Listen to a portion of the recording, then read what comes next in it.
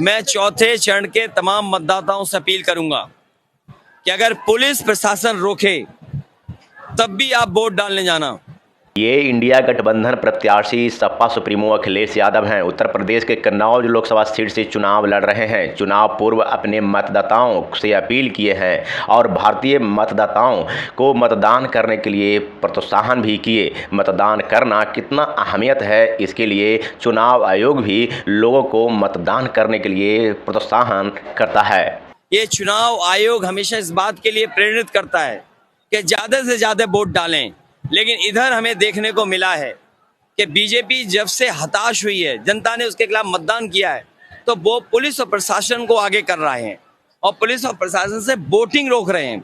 संभल में हमने देखा, बदायूं में देखा, रामपुर में पहले देखा।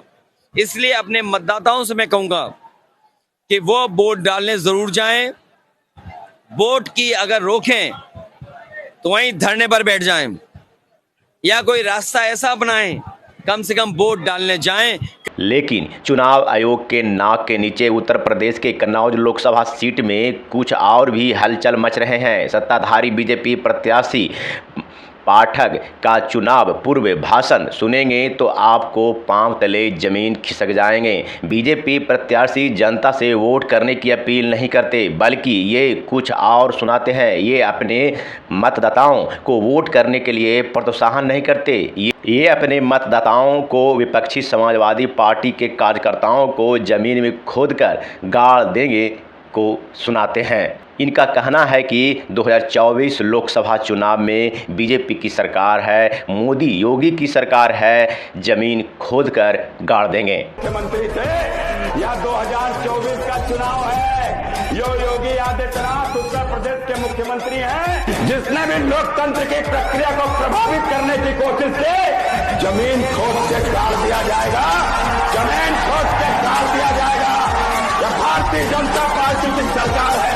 कोई गुंडा यदि यहाँ के ऊपर धमकी दे रहा हो वोटों को लेकर, नाम लिखकर भेज देना, तेरा के बाद सारा गुंडा नहीं दिखाई पड़ेगा आपको। सत्ताधारी पार्टी बीजेपी प्रत्याशी द्वारा इस प्रकार से जनता में भाषण देना, वो भी चुनाव पूर्व ठीक माहौल के संकेत नहीं है। प्रत्याशी द्वारा ऐसे भाषण सुनने के बाद विश्व का कोई व्यक्ति ये नहीं कह सकता कि यह प्रत्याशी जिस देश में बोल रहा है वहाँ लोकतंत्र नाम की कोई चीज़ होगी। ये लोगों में दहशत और मतदाताओं में भय पैदा करने वाला भाषण है। ऐसे भाषण के बाद निष्पक्ष व शांतिप्रिय चुनाव की कल्पना नहीं की जा सकती। ऐसे लोग लोकतंत्र की आयु को सनह कम कर रहे हैं, जिसका श्रेय कुछ न कुछ चुनाव आयोग को भी देना चाहिए, क्योंकि चुनाव आयोग चाहे तो ऐसे मतदाताओं के अंदर दहशत पैदा करने वाले प्रत्याशियों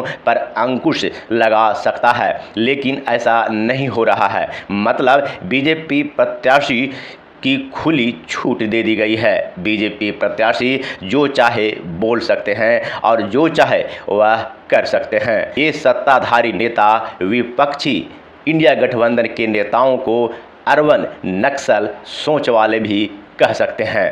भाइयों बहनों, ये अर्बन नक्सल की सोच, मेरी माताओं बहनों, ये आपका विपक्षी पार्टी के कार्यकर्ताओं को खुलेआम जमीन खोदकर गाड़ देने की धमकी दे सकता है। वो विपक्षी पार्टी के मतदाताओं के साथ क्या सलूक करेगा, उसका अनुमान चुनाव आयोग लगाने में असमर्थ हो सकता है, क्योंकि इसके अधिकारी का जीवन ऐसे माहौल के साथ नहीं गुजरा होगा। लेकिन एक आम जनजीवन व्यतीत करने वाला मतदाता जानते हैं कि यह छोटी या आम बात नहीं है। बीजेपी प्रत्याशी साफ तौर से कह रहा है कि विपक्षी समाजवादी पार्टी का वोट करने गए तो अच्छा नहीं होगा। चुनाव की वजह से चाचक से हो रहा था, मेरे गेट खुले थे तो मेरे घर पे घुस गए और मेरे मतलब कपड़े वपड़े की खाई थे तो मेरे ऊपर बिंदने लगे और मेरी चूड़ी उड़ी घुस गई और मेरे कपड़े भी फाड़ दिए। दोनों चाचा भतीजे थे। क्या नाम है? अर्चित था, अर्चित दुबे नाम था और संदीप दुबे। और उनकी मम्मी आई, वो भी मतलब फिर हमें पे बिंदने लगी।